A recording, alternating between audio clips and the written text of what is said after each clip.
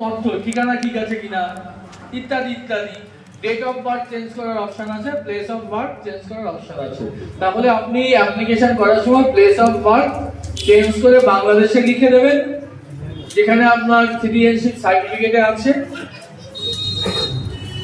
এবং এখানকার দড়িটা নিয়ে যাবেন, তাহলে আর বুঝতে পারবেন। প্লেস অফ বার্থ বাংলাদেশে লিখে আপনার যে ইন্ডিয়ান সিটিজেনশিপ সার্টিফিকেট হলো সেটা জেরক্সটা অ্যাটাচ করে দিতে হবে, তাহলে আপনার পাসপোর্টের নতুন প্লেস অফ বার্থ হয়ে চলে আসবে, রাইট? চাকরিতে কিছু যায় আসে না, ভারতীয় নাগরিক হিসেবে আপনি চাকরি পেয়েছিলেন, একটু সংশোধিত হলো। আপনি বাই বার্থ হিসাবে দেখিয়েছিলেন, সেটা পরবর্তী সাবসিকুয়েন্টলি গভর্নমেন্ট মেনে নিয়ে সেটাকে বাই ন্যাচারালাইজেশন 6B ধারায় ট্রান্সফার হলো, নাথিং মোর দ্যান দ্যাট।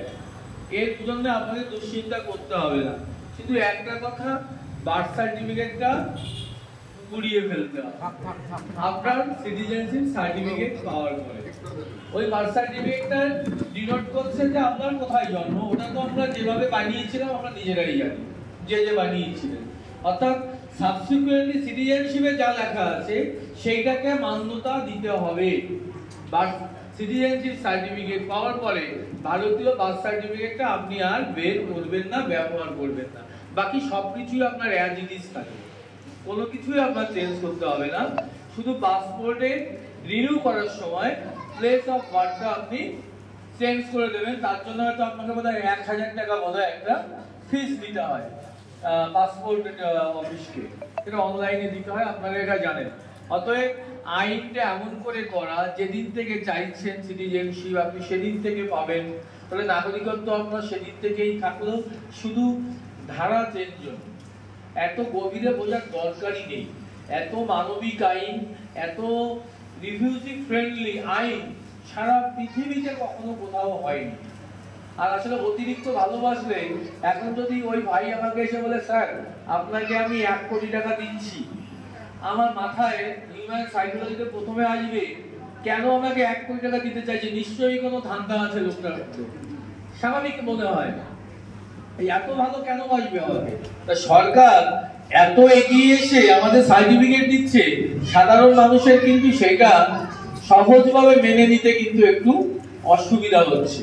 আর যারা বিরোধী দেখবেন ওরা কখনোই আইন নিয়ে কথা বলছে না, শুধু বলছে ফাঁদ, বিপদ হবে, কিন্তু কখনোই বলছে না যে আইনের কোন ধারায় বিপদটা আমাদের কাছে আসতে পারে। ওরা সমস্ত মিথ্যে ভয় দেখিয়ে রাজনৈতিক উদ্দেশ্যে বলছে।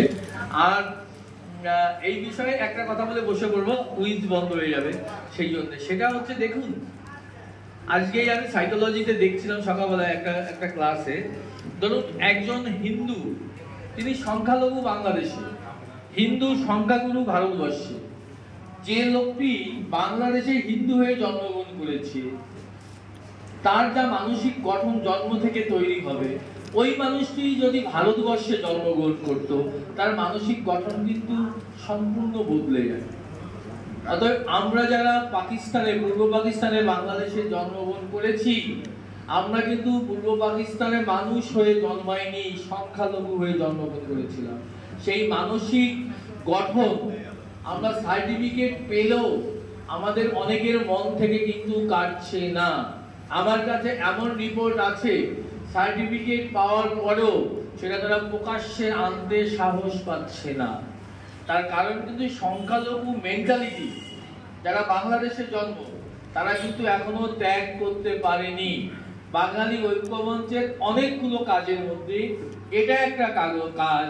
একটু আগে আমার এক দাদা, সে দাদা কই গেল, আমাকে বলছে যে মাস্টারমশাই একটা কাজ করুন। কি? কারা কারা সার্টিফিকেট পেয়েছে তাদেরকে একটু হাত তুলে সবাইকে সাহস যোগানোর জন্য এবং নিজেকেও প্রকাশ করার জন্য একটু অনুরোধ করুন। কি করবো অনুরোধটা? করবো। কারা কারা সার্টিফিকেট পেয়েছে হাত তুলুন তো। সার্টিফিকেট কারা কারা পেয়েছে?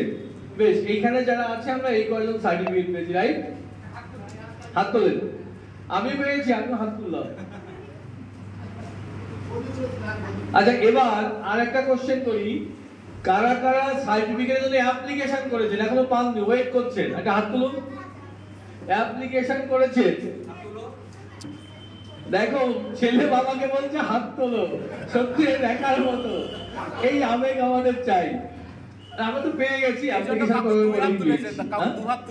দুহাত তুলেছে। আমাদের দেখেন এখানে হাজির হয়েছি, অথচ অ্যাপ্লিকেশন করা হয়নি, অনেকেই আছি। অনতি বিলম্বে অ্যাপ্লিকেশন করতে হবে, এর কোনো বিকল্প কিছু নেই। সত্যিকারের স্বাধীনতা যদি কাহাকে বলে, সত্যিকারের যদি স্বাধীনতা যাকে বলে, অ্যাপ্লিকেশন করে সার্টিফিকেট পাওয়ার পরে সেটাকে যাপন করুন। তাহলে এই সংখ্যালঘু মেন্টালিটিটা, আমার ছেলেটি ভারতবর্ষে জন্মগ্রহণ করেছে, তার মানসিক গঠন, দাদা ভারতবর্ষে জন্মগ্রহণ করেছে, দাদার মানসিক গঠন, আর আমি বাংলাদেশে জন্মগ্রহণ করে যাওয়া মানসিক গঠন এক হতে পারে না। আমি চেষ্টা করছি মানসিক গঠন চেঞ্জ করার, আমরা চেষ্টা করে অবশ্যই জয় করবো একদিন না একদিন। তো পরবর্তী জায়গায় দিচ্ছি কুইজ। কি কিছু বাকি আছে? আর কুইজটা এবং শেষ করে দাও তাহলে, আমাদের অন্যদিকে চলে যাবে। আচ্ছা, আমি একটু ব্যাখ্যা করছি, দাদা চলে যাবে, একটা কথা ব্যাখ্যা করে দিই। হ্যালো, ব্যাটারি শেষ হয়ে গেছে? সিএএ সিটিজেনশিপ অ্যামেন্ডমেন্ট অ্যাক্ট 2019 বলতে হবে, শুধু সিএ